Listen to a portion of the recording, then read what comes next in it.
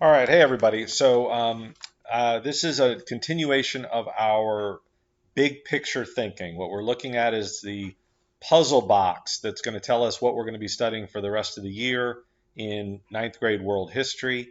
My student was kind enough to send me a picture of the syllabus or the units, and so I took those and I created a mind map out of them. And let's just put those in order. So prehistory is number one, then River Valley civilizations. Then where are we? Number three. Does anybody see three? Three is probably hidden. Three is classical Persia and Greece. Then four is classical India and China. Five is Rome. Six is where's six? Do you see six? Six is Byzantine Empire, Russia. Seven is Islamic Empire. Eight is Indian Ocean trade in the Americas. Nine is East Asia.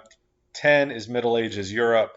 11 is the Renaissance. Now, what's cool right here is that we've got a map in front of us, so we could just use a map as our mind map or as our mind palace and put the units in the different places. But we want to practice using our house as the mind map. And as I was saying to one of my students today, if you create a mind map, a mind palace using your house, and you put each unit in one of the rooms of your house, then you now have a place to put all the things that you learn about prehistory, all of the terms, all of the people, all of the events, all of the concepts. They can go into that room, right?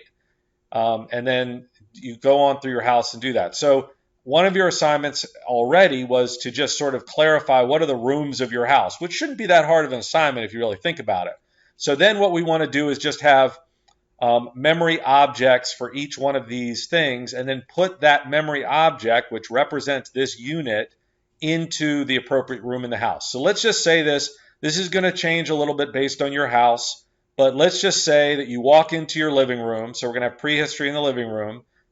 Or no, better yet, let's have the front door be prehistory, then the living room be the River Valley civilizations, then the kitchen be classical Persia and Greece, then the dining room be classical India and China, then we can have one of the bathrooms be Rome, then we can have your bedroom be Byzantine Empire and Russia, you can have your parents' bedroom be Islamic Empire, you can have the Indian Ocean trade African America in the second bathroom, if you have a second bathroom or laundry room or something like that.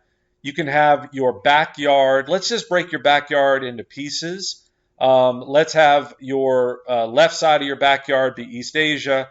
Let's say you have the right side of the backyard be Middle Ages Europe. And then this one, Renaissance, will be a wild card. That can be your own room. All right, so that's where we're going to put the objects. Now the question is, what are the objects? Okay. So we're going to say for prehistory, which means before you had recorded history, and this is, more than 3,000 years BC. That's when 3,000 BC is approximately when written history came into being. So we're going to have prehistory be a caveman. Okay, so our object for prehistory is caveman. Then for River Valley civilizations, our object, to remind us that it's River Valley civilizations, is going to be a canoe. Then for classical Persia and Greece, you could use a Persian rug, if you know that Persian rugs are something that we associate with Persia, or you can use a Greek, I would think of somebody in a toga, a Greek toga. The Romans also had togas, but a Greek toga would be Greece. Or you could use the Parthenon, or you could use Greece, literally the movie Greece. But a person in a toga is pretty good. For classical India and China, what would be a good memory object to remind us of India or China? You could use an Indian, even though, like an American Indian, even though that's a little bit ahistorical, but that might do it. Or you could use, if you can think of like a Chinese dress, you could think of an Indian in Chinese dress. Again, all we need is a memorable object, because all this is going to be doing for us is being a trigger, and we're going to put that person, that object, in the appropriate room, okay? 5, Rome. Let's think of a gladiator, like a Roman gladiator.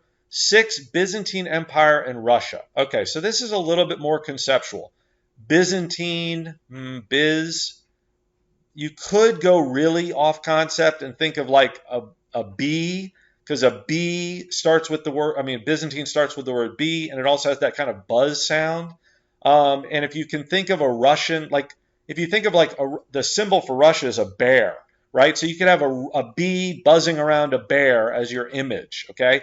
This can be and should be nonsense. I mean, if you have an object that really grabs at you, use it. But this is okay for it to be just sort of memorable and silly, because all you're trying to do is have something you associate with the unit. We're going to then explore how to, what we're going to learn, right? There's a whole learning going on. This is just quickly so that we can, in our heads, take a mental tour of what our units are, because this is a span of about 4,500, or actually longer if you go prehistory. It's 10,000 years of, and there's more than that for prehistory, but it's a lot of time to get to 1400 A.D.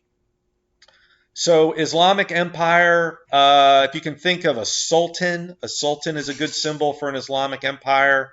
Think of the sultan from Aladdin. That's a good one. Okay. Indian Ocean trade and Americas.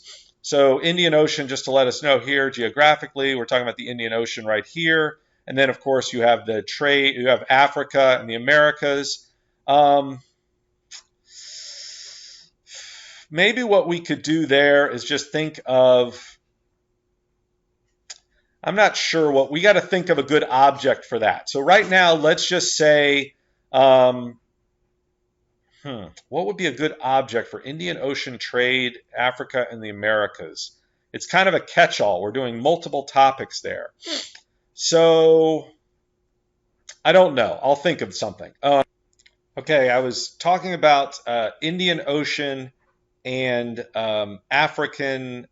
Indian Ocean trade, Africa, and the Americas. I could not come up with a good image for this. So what I'm going to do is, this will be one of the ones that you just kind of have to lock in, is I'm going to put a sailboat for the Indian Ocean trade. I'm going to put a globe that has a picture of Africa on it, and I'm going to put the American flag on the sailboat. Okay, so you just need to envision a sailboat with a globe and a flag on it, and that will be our locked-in image for Indian Ocean, Africa, and the Americas, even though, of course, the Americas, the United States of America, did not exist at this time. So this is just a placeholder image that we can put in the room, okay? Then East Asia, so these are these empires over here. You could think of a samurai. If you can know what a samurai looks like, and you think of a samurai as being Japanese, then that's going to be a good thing for a samurai, or for East Asia. Middle Ages Europe, a great one for that would be a knight, right? And then Renaissance, if you think of a painter, if you think of Michelangelo or the Mona Lisa or something like that, that could be your image for the Renaissance. All right, so presumably I'm going to have objects for all these. And then what we're going to do, and this is what I want you to do, this is your assignment, is I want you to take those objects and in your head, place them in the appropriate room so that you can do a walking tour of the units of world history.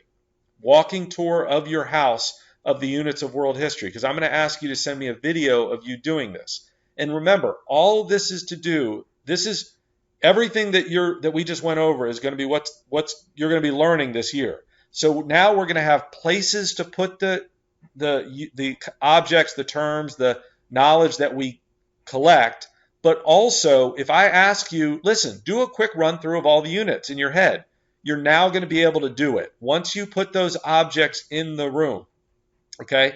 Now, at the end of the year, you're going to be able to do a real story. You're going to be able to say prehistory led to the development of writing. That happened in the River Valley civilizations because of the needs to track agricultural related things like flooding and inventory. As those civilizations grew, there were some empires and there were also some city-states. Classical Persia and Greece came into conflict.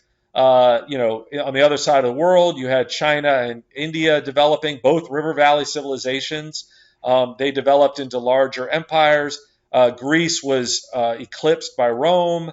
Rome split into the Byzantine Empire, which was influenced by Russia. The coming of Muhammad led to the Islamic Empire, which spread over North Africa into Europe and all the way over to India. during this time there was this going on, during the time this was going on, Rome fell, which led to a breakdown of Europe into a church-operated or church-run civilization with feudalism, and then the trade that came about as a result of the Crusades, which were there to bring Christendom into conflict with the Islamic Empire, led to a renaissance of ideas. Boom. You're going to have a good story to put all these things together around, but we haven't learned that yet. So you don't have a story yet. So what we're right now just trying to do is do the big picture, the puzzle box, and then also have the objects, okay?